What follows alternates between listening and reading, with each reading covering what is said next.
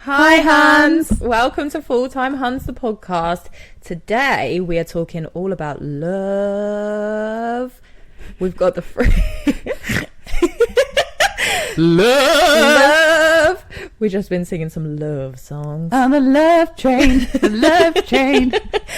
So yeah, we're going to be talking about like your first love, like all of like the shit loves and the good loves today. People that you think you were in love with that you weren't. Yeah. People that you broke up with that might actually be the one. That's the potential. We're doing this because we finished our last one on talking about is it scientifically proven? Is this research people have done? It's not scientifically proven, but it's research. Okay, research, not facts. I think it is a fact. It's a fact. I don't know. Look, we googled it. There's 3 loves. Everyone knows that you have. Everyone says that. Oh, you always have 3 loves. Just 3. My mum's never said that to me. Has she not? She's probably like, fucking hell, which one She's are we on now? Number 7. Normal people have 3. You have 28. No, but like you might think like, oh, I've said I love you to like 10 boys, but the truth is you didn't mean it in some of those. So we're going to talk about it. Yeah. So we have had a little look, and I'm going to tell you what the 3 loves are. Go. Number 1. So number 1 is falling in love for the first time. Cute. Yeah, cute. Intense. And that's like usually in school. You're like 15, 16. They literally rock your world. Yeah. It's infatuation, 100%. You're obsessed. You write love. I had like love letters. Yeah, so did I. Like romance isn't dead with your first love. And on what we read, it says like what you think of it, your perception of it. What you're told, what you're taught, what you watch on films, Notebook, that sort of vibe. Yeah, like Disney Prince vibes. Yeah. Yeah, and I'm really against that actually now. Like bitter about like because I know that that's not real. Yeah. And I think as you progress on this journey, you realise that that's all bullshit, really. And I don't really want to be saved by a prince in a castle. Oh, and do you know, I'll fucking get an Uber down. Yeah, do you know what? Like, I was thinking this the other day because I am an avid Disney film collector. Weird. Yeah, I mean, that's an ick for me. I'm sorry, but it'll be worth money at some point. Anyway. My mum says that about McDonald's toys. I've got loads of Beanie Boos. But, like, it's actually really fucked up because they're saying that you're not worthy until the prince comes and saves you and then you have to marry him. They sort of something different in Shrek though. Shrek's not that vibe. Fiona, she's different, isn't she? She takes control. She doesn't, because she thinks that she has to marry a prince, so she's like fuming that he doesn't want to be with her when they're on that walk back, and she's like, oh, and then he's like, oh, shut the fuck up. Yeah, and then they fall in love by accident. Yeah. But she thinks she deserves a prince vibe, like someone really good looking, when actually he's the funny ogre. Oh yeah, that like loves her, and she thinks she's taken a step down from where she needs to be. Because I think sometimes we set these standards of looks over personality. Oh, big 100%. Mistake. Big mistake. But going back to like these 3 loves, so the first love is the vibe is with these 3 loves is you have to learn from each of them to be able to actually fully understand what love is. And I think like with everyone has like a first love in school. Like I remember like when like I was so in love with my first boyfriend and like he literally was obsessed with me. And do you remember like when you're with that person and you're like on MSN all the time, you're like obsessed with each other, like constantly like sending each other like, and, like when you meet up, you like do nothing and it's fun. We literally, I used to go around his house. I used to go around his house and we just used to watch films. Yeah. But it was just it was just watching a film though, wasn't it? I think. Yeah.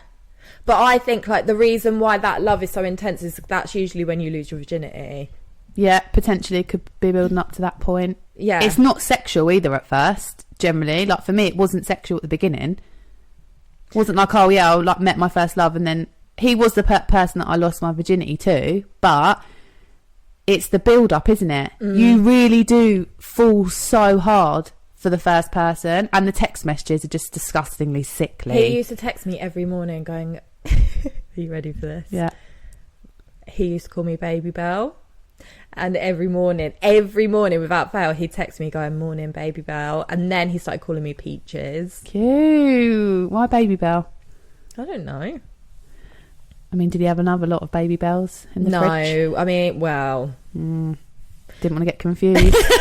Baby Bell 1, Baby Bell 2. But we were like... Then you upgraded to Peach. Oh, yeah. But I used to get like, you're my whole universe. I could never take the stars out of your eyes. Yeah, literally. Like, oh, God, yeah, sing it to me. It's like, it's so sickly when you think of it now. Essays. Yeah, I used to get... I got a 6-page double-sided love letter. Yeah. Honestly, like, I was like, oh, my God, this boy, like... amazing. But then like your mum's dropping you and picking you up from like these like after school fucking, and like you hold their hand dates. everywhere. Like I used to walk back from the train station, which I hated because it took like an hour, but I would do it in the rain, because I was with him. And then they drop you home, like walk you home, and then you're like, I miss you. They haven't even got back, and you're like, I miss you so much. Yes, I can't wait to see you. And like, not even 3 kiss. Like I'd say, if you're interested in someone, it's like 3 kisses. That's like max, ain't it? Oh, back that whole in the day, it was like thing. 10 oh kisses yeah. and a half. So what I'm going to say here, girls, is if they wanted to, they fucking would. Yeah. Because what changes between them writing a first draft of a novel just to say good morning to morning, what you up to today? Oh, I don't even get that. Those don't get text back. But just left there unread. With your first love, like you literally fucking that. I'd say that is probably one of the most painful breakups. Yeah, because it's the first. Never time, ends well. Yeah, it's the first time you've had your heart broken. They always cheat. Your first love. Yeah. It's the guy normally, because you've probably, this is where the process starts, where they dress like shit, and you mould them. As a woman, you start moulding them. You're a young girl, you know what you want, you're like manipulative, and then you build their ego. They've probably lost their virginity to you, they're shit, and then you're like, oh, you're so good, like, oh my God, you're amazing. Then they get all like full of themselves, and then they go and cheat on someone else in year 10 because they think they're like been a big boy, and then you're broken. How are you going to face going to school? What's everyone going to say? I mean, now you're going to have to go through the whole Facebook thing. Oh, God, yeah. See, I didn't have that. No, that wasn't a thing, was it? It was No. bad enough, like, deleting them off MSN. Block.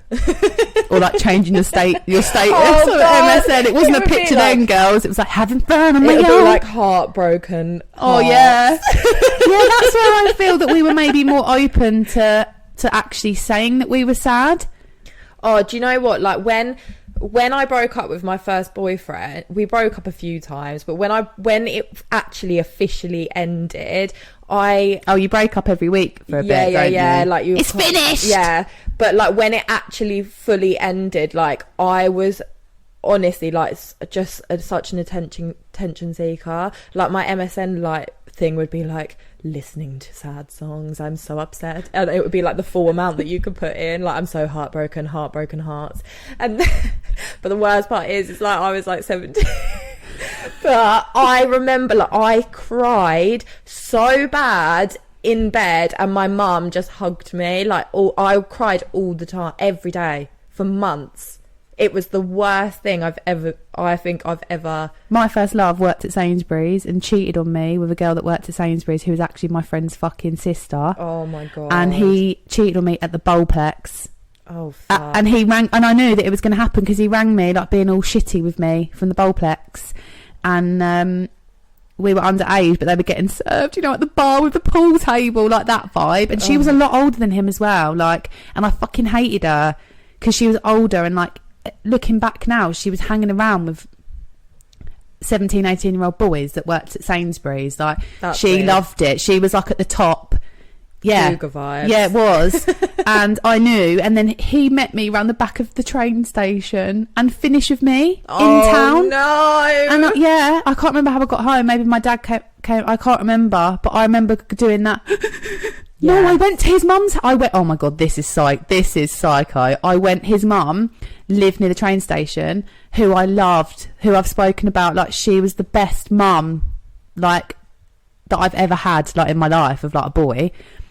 And we were like best mates. And I went round there and like cried and smoked Berkeley menthols with her. Like, I was like, he doesn't want to be with me anymore. She's like, it's all right, darling. Things might work out. And I was like, he slept with so-and-so from Sainsbury's. She was disgusted.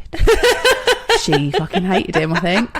See, I think that family grieved over me 100%. for a long, long time. Like, he basically, at that precise moment, fucked everything up. Oh yeah, ruined everything. He ruined everything. Even his nan loved me. She was an absolute ledge as well. My first boyfriend's mum hated me because I became a psychopath. Like, when we broke up, like, the first time. It's the voices. Oh, honestly, when we broke up the first time, I was quite young because we were together from the age of 13 to 17. So he was older than me, and we broke up, like, for the first time when I was like 14, 15. I was in like year 11, and I was so obsessed. I used to go to his house and like knock on the door, constantly ring, is he here? She'd be like, no. He was clearly like upstairs hiding. Tell her I'm not in. And then and then I would just like sit on the corner of his road and like wait for him to like walk past me so that I could be like, please. Yeah, so when we say infatuation, it can borderline being a psycho. But it was because... But you're so young. You're consumed by it. Mm-hmm. And as you get older, you go out, don't you, and do other stupid things, and you don't sit... You might... like when you're a bit older and then you're driving. So then you drive past their house. Yes. What are they doing? Like, trying to find out where they are. Obviously, now, you can track people on... Is it Snapchat? Yeah. Yeah, so you got all that now.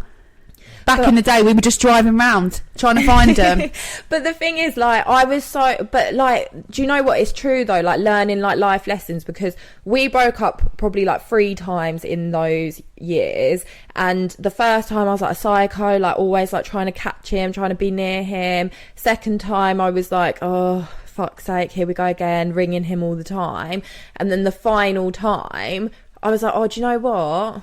Because I'd boring me now. Yeah, I'd got to 17 and I was living my life, like I was going out using other people's IDs and that, and I just learned that, do you know what, this isn't working, and okay, break up with me. And do you know what, that's what fucked with him, because I'd finally gone, yeah, no, because when he used to break up with me before, I'd chase him. And I think like that's what these like free loves teach you, is like what you actually want from a relationship. I think with him, once he'd gone, I stopped crying. And this is going back so far, is when Nelly, no matter what I do, this is that era.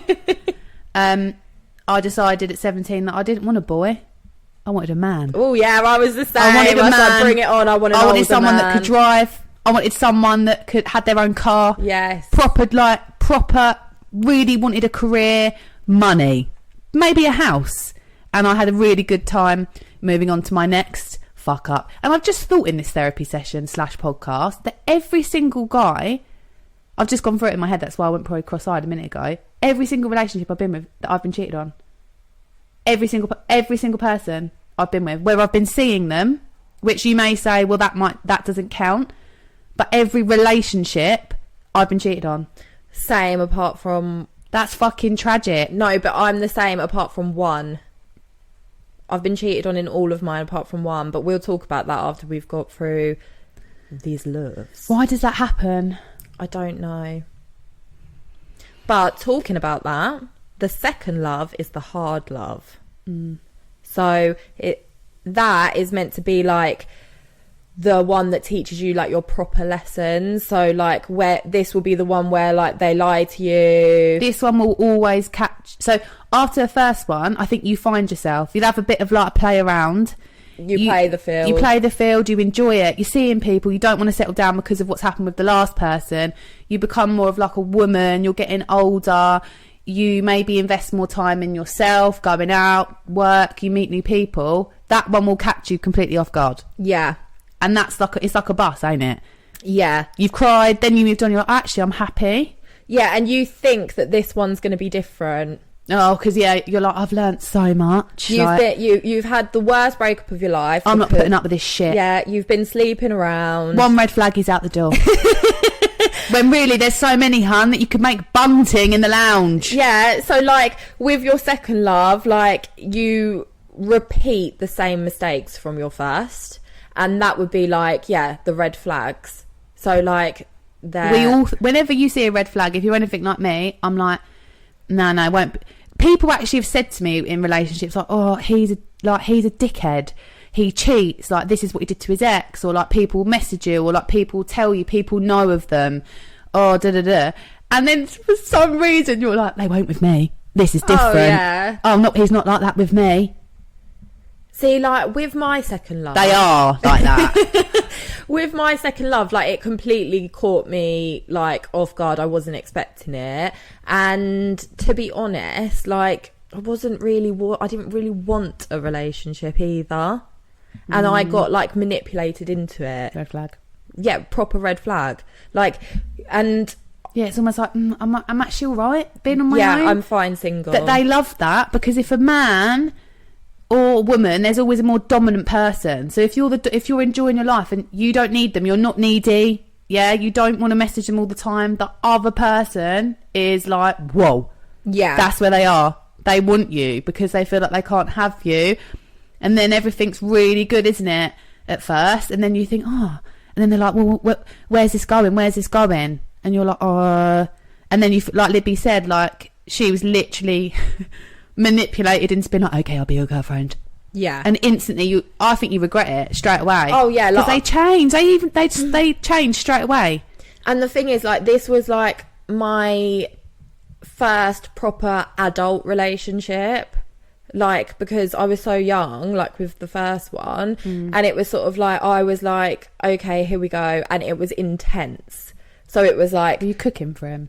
No, he used to cook for me. Oh, yeah. But, like, he was very manipulative. Literally overnight, it went from me, like, living, like, a very free, like, single life to, like, being with him all the time. Mm-hmm. And if I wanted to do anything, it was an issue. Anything without him, it was an issue. And at first, I think sometimes I've been there where I think that's really nice. Mm-hmm. I'm like, oh my God. Oh, yeah, you do like, at the beginning. It's so nice. I'm with them all the time. And like all your friends are like, you fucking bitch. Like you never come out anymore. And then you're like, just jealous. Like, just let me live. Yeah. Because everyone else can see that he's a psycho, because you can't even go to the co-op without him being like, what are you doing? I thought you were seeing me. And then they always like serial planners. Yes. Right? Once they start to sense things are going wrong, boom, you're going somewhere. Weekend you're break. Going away. Once they start to feel that like you're losing a bit of interest, boom, new pair of shoes. What does that do? It lures you in. Oh, yeah. Of course it does. Because at the end of the day, by this point, you're probably not living together, but you're not in control, like financially.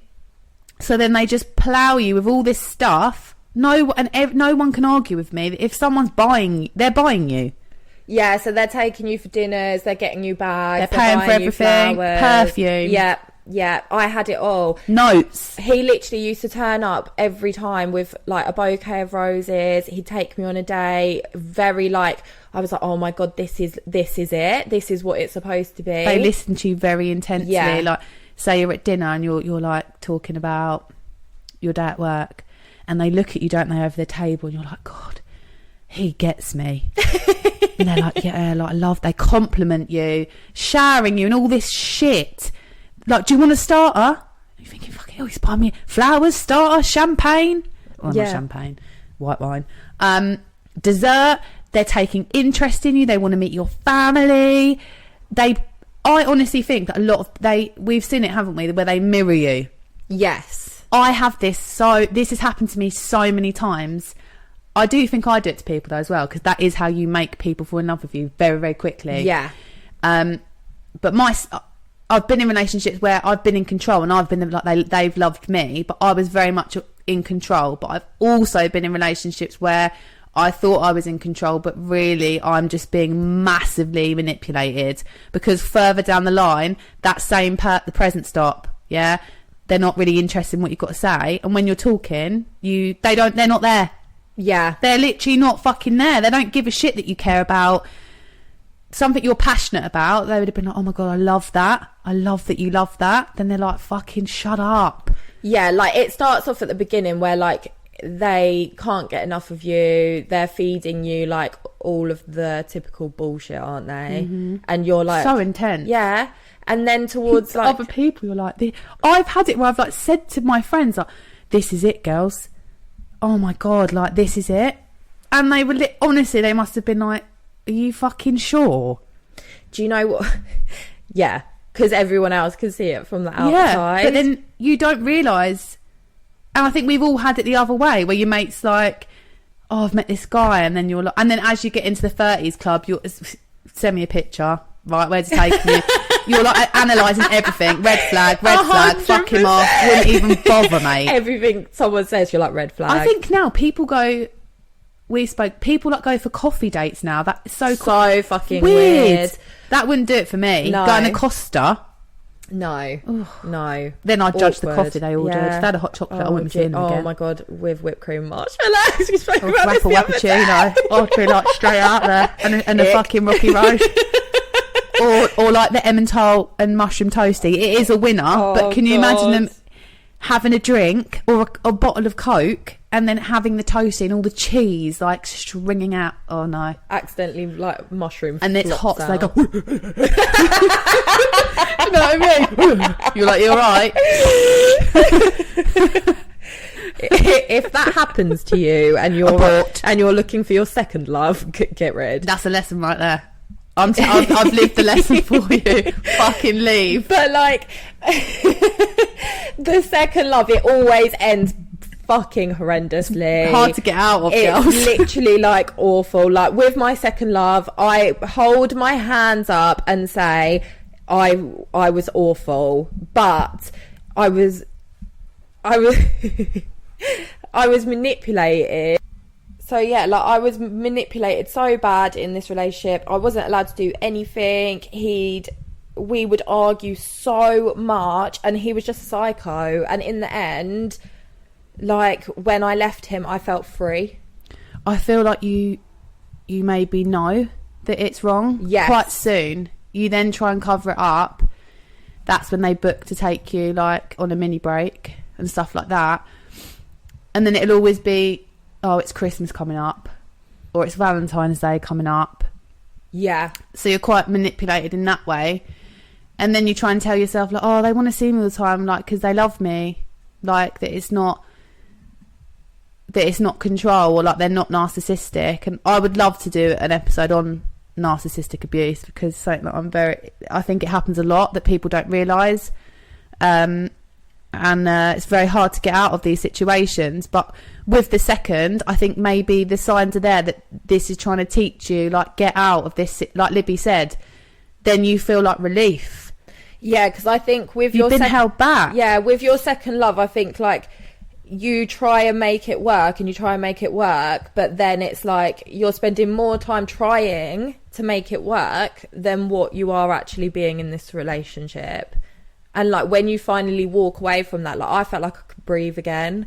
I was like, Jesus fucking Christ, like thank God for that. If you keep arguing about the same things and then almost like going, should we start again? We've all done that, haven't we? Like, oh, let's just move past it. It doesn't change it. The problems get bigger. The arguments become like more often about the same thing. And to a man, why are you bringing this up again? Right? From my perspective, because it's unresolved. Yeah. I'm bringing it up again because you've not listened to what I've said. You've carried on doing it. If I'm telling you that's upset me, you're not fucking doing anything about it, because they get comfortable and it becomes a habit, and then you have no boundaries, and they'll just keep fucking doing it because you've not got a backbone. Why are they going to change? I also think that people generally don't change. Certain traits in men, they don't change. I don't think people change. I think you can learn from 100%. things, but I don't think you can change someone, and if someone's behaviour is a certain way, like, I don't think that will change with you. Does that make sense? Yeah. Like, I'm going to be bold. If a guy cheats, if he's cheated on his ex to be with you, right, that's how you've met him, I think a cheat is a cheat. Mm-hmm. There is, like, serial cheaters. They cannot help themselves. They want the risk. And then the worst part of it is me and Libby always say that when your relationship is going a bit south, you can save it. It's not the end of the world. Like, you can, but it takes two people, like, to work on it. They get lazy, they get bored, and rather than water in their own grass, they just fuck off, let that die a miserable death and go and get with someone else. But they never leave you. Yeah. Again, if you're on relationship 2, love 2, and they're with someone else, they won't leave you. Will they? Why are they going to? Because you're comfort to them. Yeah, and it's usually, like, you've been manipulated to a point where, like, they know you're not going to go. Yeah, because you feel so shit about yourself. You've got low self-esteem. You think, oh, God, because they probably constantly told you that you're not worthy, that you're this, you're that, you do this wrong. A lovely favourite of mine is, I wouldn't act like this if you weren't like this. Yeah.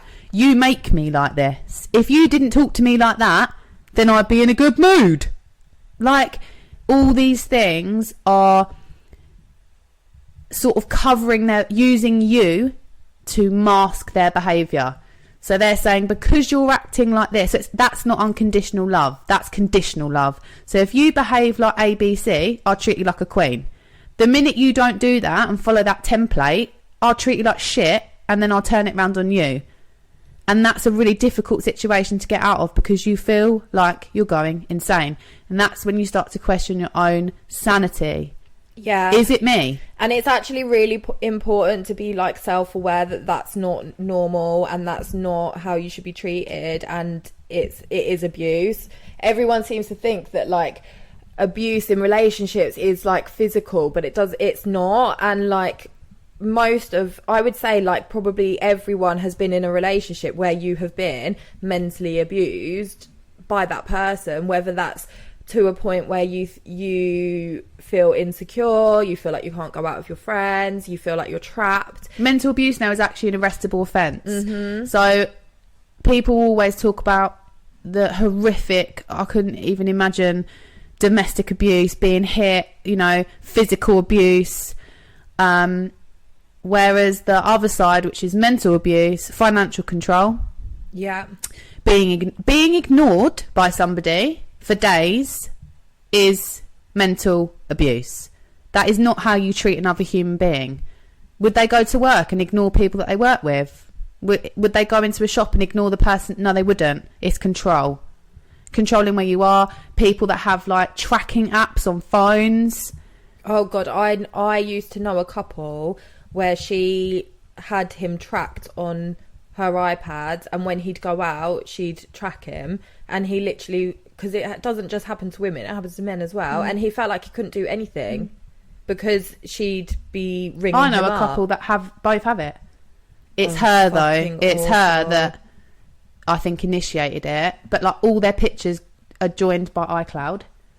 Fuck that, I print screen some savage shit. Oh, God, you wouldn't want your boyfriend going through your WhatsApp screen print, would you? All the memes, like, digging them out and stuff like that. And it's private. Like, this is what I mean. You have to have your own life. Definitely. And I asked them. Well, I asked her, like, don't you think that's a bit weird? And she was like, well, no, that we're just open. You're not, though, are you? You're in a toxic relationship because you don't trust each other. I wouldn't say, like, you need to have secrets. That's not what I'm saying. But you need to have a boundary where, like, you're allowed to have things that are yours. Like, I wouldn't want fucking Dan going through our WhatsApp chat, because we talk about, like, loads of fucking shit, and we print screen He'd random get bored people. After, like, 5 minutes. He wouldn't understand the humour. He wouldn't get it. He wouldn't find it funny. Like the voice We're, notes, like, he wouldn't find laughing. it funny. He'd be like, right. Nah, but he could if he really wanted to, but he probably wouldn't enjoy it. Yeah. It's open, hun. But I think that mental abuse in relationships and controlling coercive behaviour needs to be highlighted and needs to be spoken about more, because sometimes, unfortunately, you do get to a point maybe before you're so manipulated that you don't realise it's going on. And also you become quite cut off. If you're in a toxic relationship and we argued this weekend, you'll lose a lot of friends because you ain't going to leave. Yeah. And I understand that. Like, they're like, fuck's sake, I've told you a million times, just fucking leave him. But you're so manipulated that you can't just do that. Other factors come into it that you can't just leave. Probably financial is one of them. And people get bored of it. Yeah. And I also think, like, there comes points in these manipulative relationships where you go to leave and then they try and manipulate you into not leaving. Mm-hmm. Like, I remember, like... Only lasts a couple of weeks as well. Honestly, yeah. Like, I was going through so much shit with this second love, and he took me to London, and I didn't want to be with him. He took me to London. In the car on the way there, he was like talking about getting married and stuff like that, and I was like, oh yeah, like, I was like, don't really want to get married. And then I was like, but if I was proposed to, like, it's really important to me that you ask my dad. And we got to the hotel anyway. He then gave me this ring, and he was like to me, I was going to propose to you, but after you said all of that in the car about your dad, it just made me realise that I'm not going to propose to you. And I was like, right, okay. That's conditional love. But I would have said no anyway. But this is the kind of behaviour that they do, and they try and, like, trap you in these situations.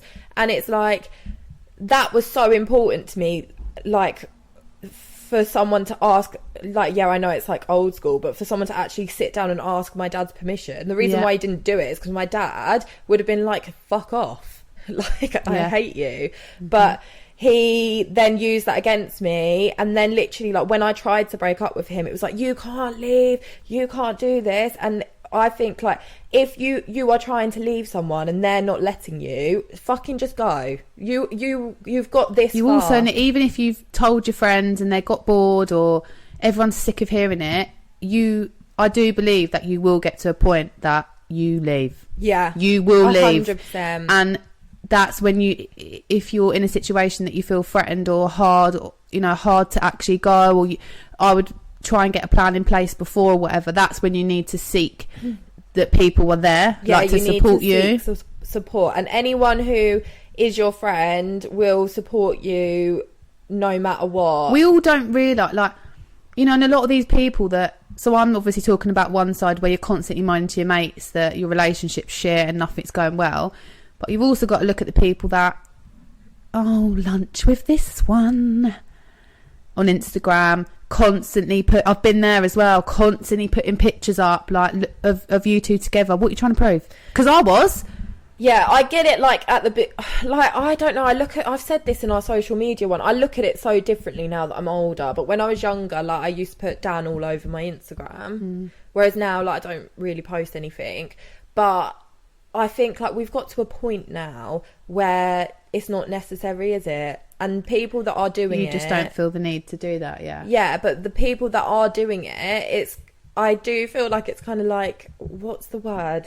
It's like you're a dog and you're pissing on what's yours. Territorial. Yes. I either think, when I see pictures of couples, I either think it's fresh, it's a new relationship, I get it. And again, territorial, if there's any exes or girls sniffing around, you're like, he's mine now, bitch, move. Yeah. If they've been together, so then as the relationship progresses, obviously wedding, like, album vibes are different, but, like, in between that or, like, after, they're going through a shit time. You were going through some sort of relationship or personal crisis, insecurity, trying to prove a fucking point, trying to pull it back, so you feel the need to put up. So I've done it.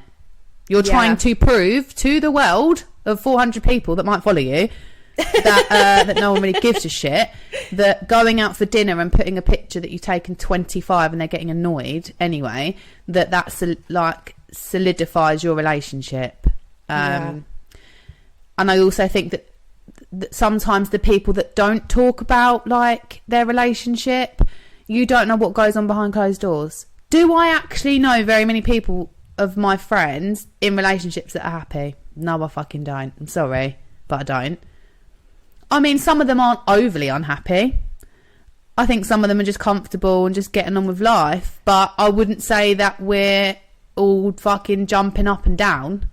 So talking about that, like obviously your third love is like supposed to be like the one, yeah. So do you think like the people that you've just spoke about are in that position? A couple, yeah. So, a couple, I think. But again, I think that is then mixed in with like, you might have met the one, but like I said previously, life does become routine. 100%. And that is like the misconception of the first love, that everything's Disney Wisney. The second love, the third love is you don't want a toxic relationship. Hopefully, for me, it would be like you've learned how to communicate how you feel. Yeah. You've learned to set a boundary. And also the ability of, look, I've told you how I feel. If you're not prepared to change and you're not serving me what I need, then that's fine. But I don't want to be part of this any longer. But I think in the when you meet someone, you also need to understand that number 2 ain't right. The high, and the low. You just want something in the middle. Yeah, I think like with your... And Walt Disney love don't exist, hun, past a couple of months at the beginning. Because you can't sustain that. No. And especially if you've got kids. Exactly. Like I think with your third love, it's like you know that you don't want the toxicness from the one before. You know that you don't want the heartbreak from the first one. And I think like you are more communicative. Like with like my husband, like I constantly tell him like how I feel. And like that's because I knew what I wanted before, like obviously we got married and stuff like that. At the beginning I knew what I wanted, and I think like with the third love, it's not going to be sunshine and roses every day, but it's someone that actually understands you and takes the time out to listen to what you've got to say, and it just is right. Look, there's going to get a point that you say you got kids, or you're both working full time and you're busy in the rat race of life. Eventually there's going to come a point that your kids might the kids will leave, or you retire from work and you're on your own. You're going to be with that it has to be deeper. Yeah, looks fade. Yeah, it's deeper than looks. It's a connection. Yeah, and if you've not got to that deeper level of like someone understanding you, like your soul, like not your aesthetic or how good you are at cooking dinner or fucking them, you're not left with very much. And I think that we're in a very disposable time where people don't stick it out. Like my mum and dad have been married for over 30 years. Like, do you think it's been easy for them? No. Like 3 kids later and everyone's got drama, but my mum and dad genuinely could not live without each other. Like their goals. Yeah. And it's not they don't fight, like they get pissed off with each other, but they love each other unconditionally. They are yin to each other's yang. Yeah, they're a vibe. See, like this is like my mum and dad. Like my dad's passed away now, but they were together 40 years, and they had like ups and downs, obviously. But like to look at their relationship and just know that like they were each other's like otters. It's like you don't like. Your mum's just not this like lost. Do you know what I mean? Yeah, like my dad only passed away like recently, so it's still like, and just to like see her like without that other person, and I think that is what your third love is like you can just. They are the other half of you. You're both obviously your own people, but you can just be around them and you don't have to say anything. It's you're comfortable. The silence is like comfortable. Everything's comfortable. Like there, you're safe. Yeah, and it's safety. Waking up in the morning and knowing, and you don't feel anything. Like you don't feel that any panic. Life is just life, and they're with you. Low anxiety. Yeah, I think goals is like when you get older and like you're in bed, like our mum and dad's age and that, and you're not like spooning necessarily, like, because let's face it, it's annoying, isn't it? It's alright to have a little cooch, but then you're like, oh, like, but like feeling loved in the morning. You ain't got to say all. There's not, like Libby said, there's none of this fucking ag. Oh, why are they in the mood? You're like, morning. Yeah. Little kiss. Yeah. Little kiss, My yeah. dad used to make my mum Yeah. a cup of tea. Jeff, and off he trots. Yeah, used to make her a cup of tea and a love note every morning. Fucking goals, mate. Like, and honestly, like, I was reading through, like, we were, like, going through all his stuff, and I was reading through these letters, and I said to my mum, like, did he do this for you every day? She was like, every day. And, like, that, to me, is just, like... Again, if he wanted to, he would. Yeah. I don't believe in this. Again, I feel like over time, you're fed this bollocks that I'm not an emotional person. You knew that. And to a point, if you know that they're not some sort of Lothario, like... flowers in their mouth, but I just think like we all have the ability to open up. So as your relation, you might not be an emotional person to every Tom, Dick and Harry, but you need to be able to build on that connection with that person if you're going to be with them for life. That, like, if my mum was sad, my dad would know. Yes. My dad's not really he's like an alpha male. Yeah, he has got a bit softer as he cuddles us and that, but like I think he'd find it awkward. So maybe my dad would go, I don't know what's wrong with your mum, like she seems a bit down. But he knows straight away. He'll sense it. My mum's the same. My mum knows what my dad's worrying about before he's even fucking worried about it. It's that sort of vibe. And I think that that is goals to me. Someone that understands me more than myself. That's a deeper connection for me. None of this, like, do you really think that you're going to be ripping each other's clothes off for the rest of your life? No. No, you're not, are you? You'll have moments course, where it's like intense, like sexual attraction, but at the end of the day, like, it's the person that you're going to spend the rest of your life with has got to be someone that you just gel, and you've got to have things in common. Yeah, and it's comfortable. You ain't got all the drama of like, oh, I'm going to go out with the girls at the weekend, and they're like, no, it's just chill. I'm going out with the girls. All right, cat and mouse game is a natural that thing in a relationship. That's number 2. Yeah, that's not going to be your number 3. Number 3, you're sitting down at that table going, I'm secure in myself. I know what I bring to this relationship.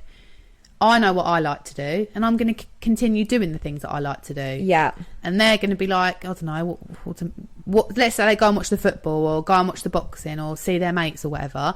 You don't feel threatened by that. Yeah. Because you've been through 1 and 2, so you know who you are as a person. And also you can go, if anything did happen, if you did cheat on me or try and control me, I am strong enough to walk away from this situation. Yes. And that is number 3. Yeah, 100%. And if you're in a relationship that you think like, oh yeah, this is the long haul, but you're getting twitchy arsehole when they go out, it's not the one. No, that horrible, churning, sick feeling when you already know if they're going out for 2 beers, only be a couple of hours. They ain't going to be. And if you're patrolling their social media and shit like that, no, he ain't your number 3, babe.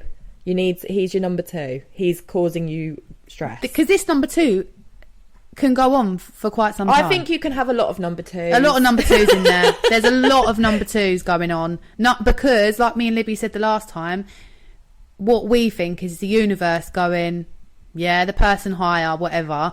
The universe is saying to you, come on, girl, you need to learn from this situation. I'm going to keep giving you this same. So you're like, why do I keep getting with these absolute idiots?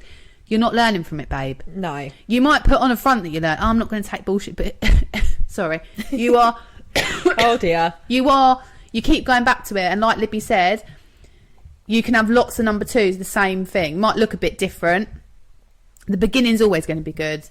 But I think you can know straight away. I think it's also like me as a person.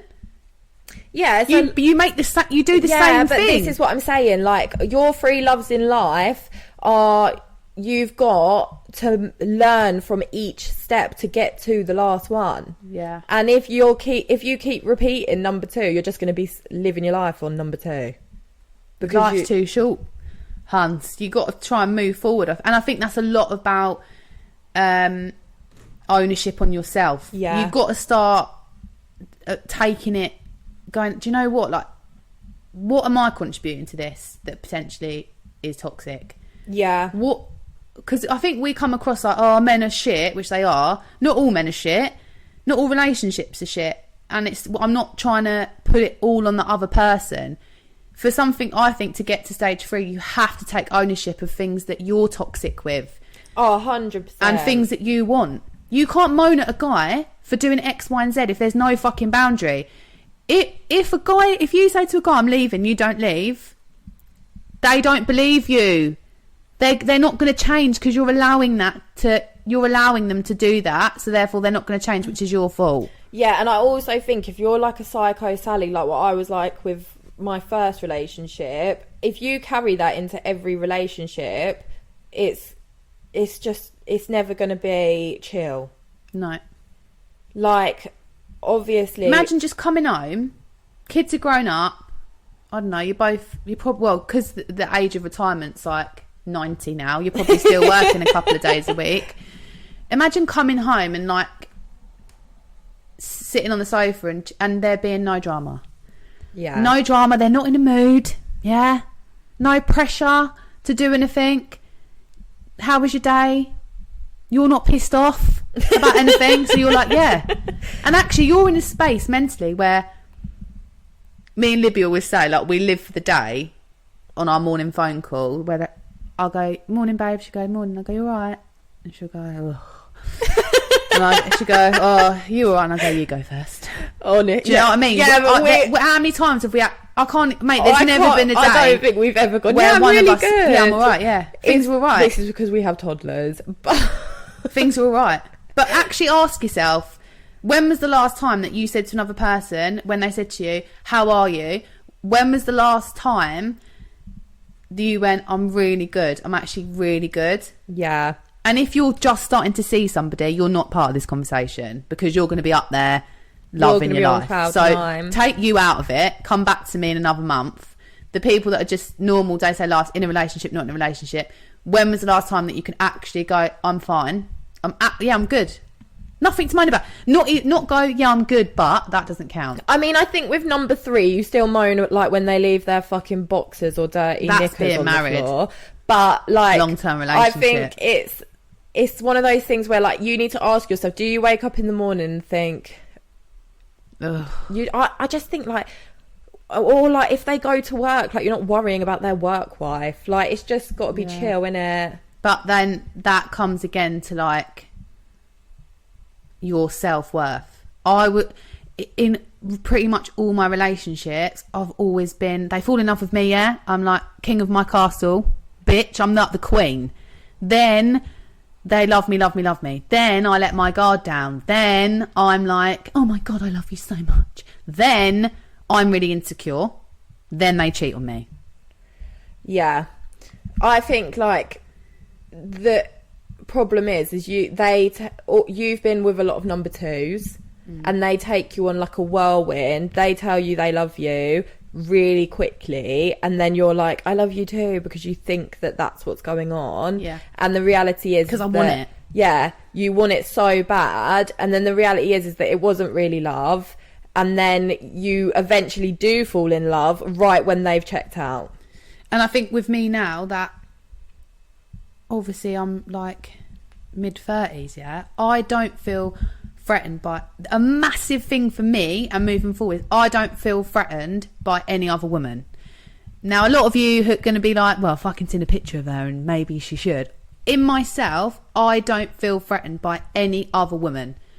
And do you know what it is actually being able to appreciate another woman, first of all.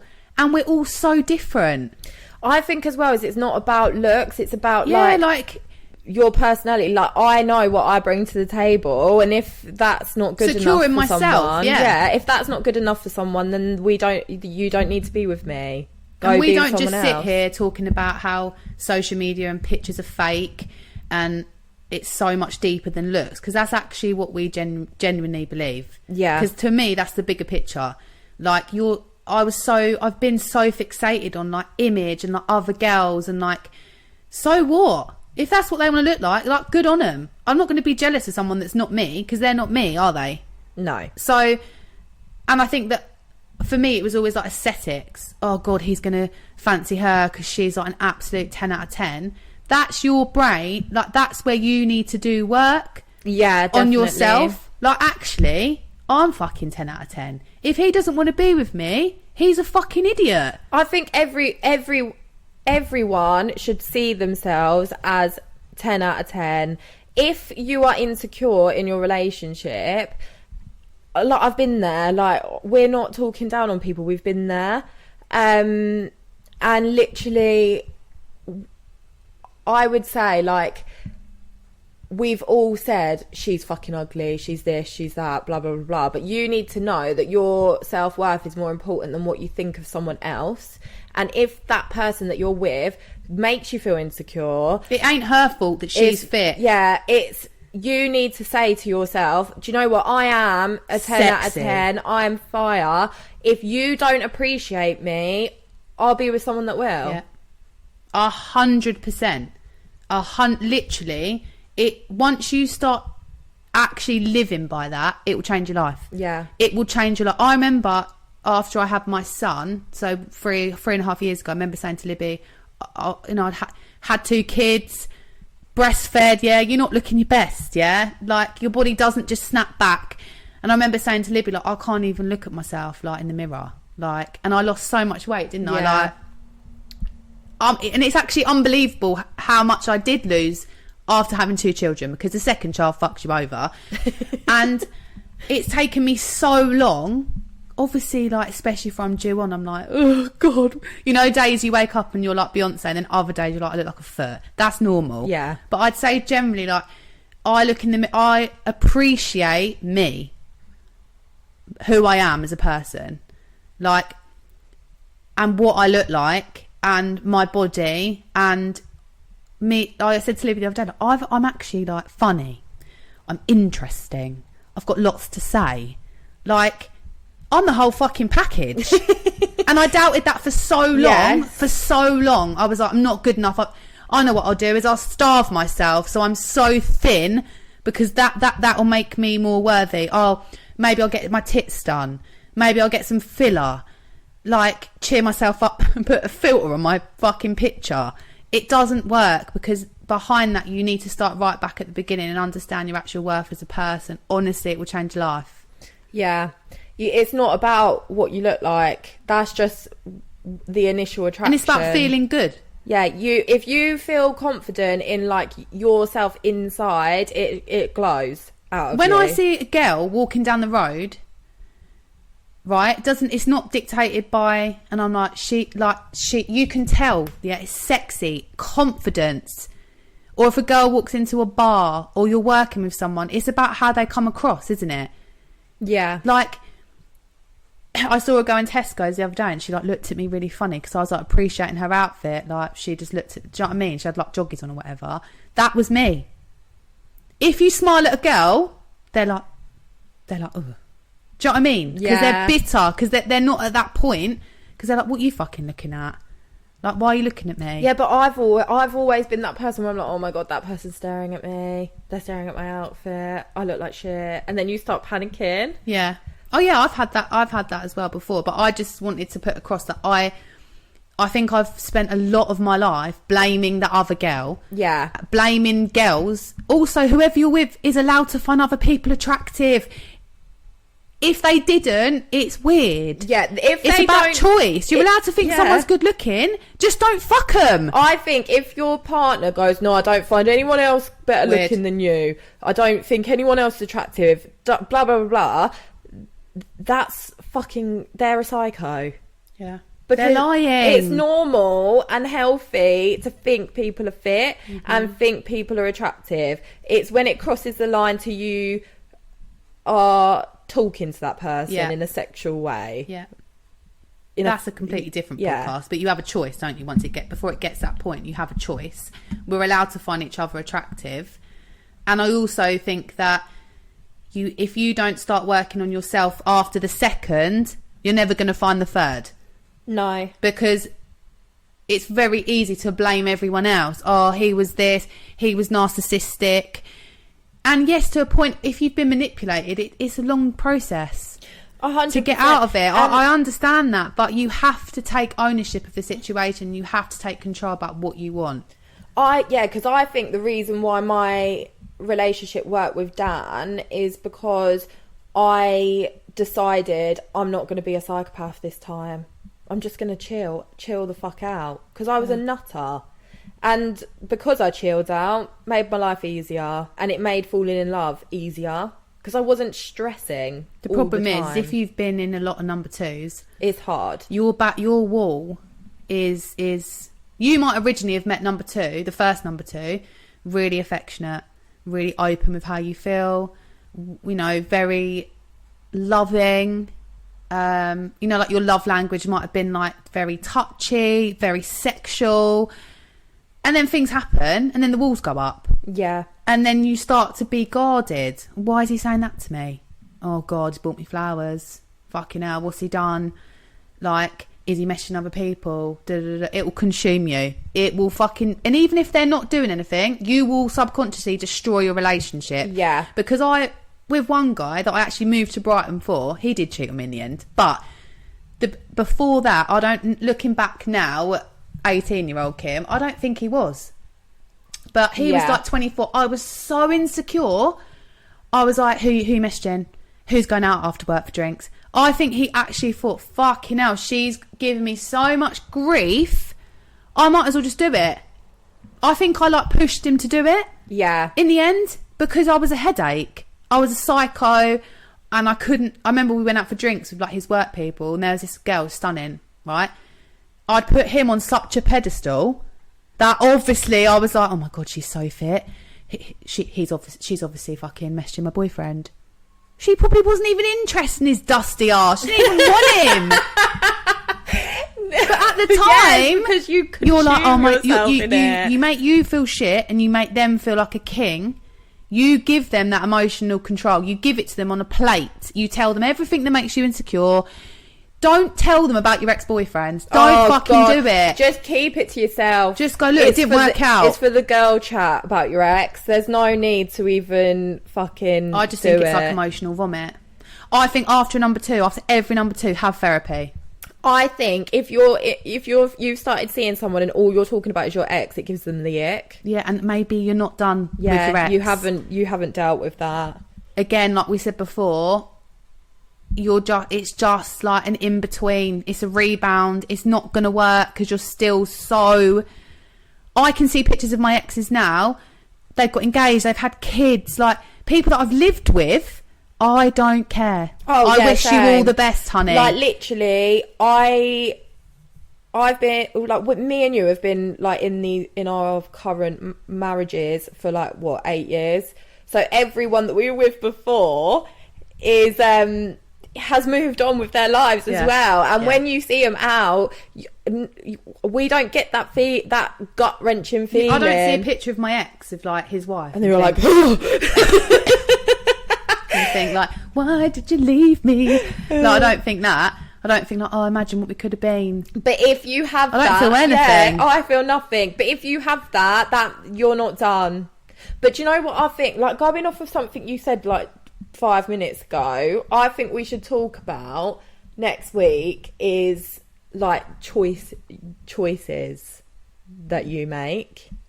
Yeah. In regards to like, you have very like sliding door concept. Yes. I'm here for it. I think your path's already laid out. Yeah. And if you take the wrong door, going off path, mate, you fucked me up. But I think, like, especially in like relationships as well, it's like you might have someone at work that's flirting with you, but it's your choice what you do with that. A lot of people as well give up long-term families, for literally 2-minute pump. Yeah, for 2 minutes. It's so transactional, and do you know what? It's the build up to it.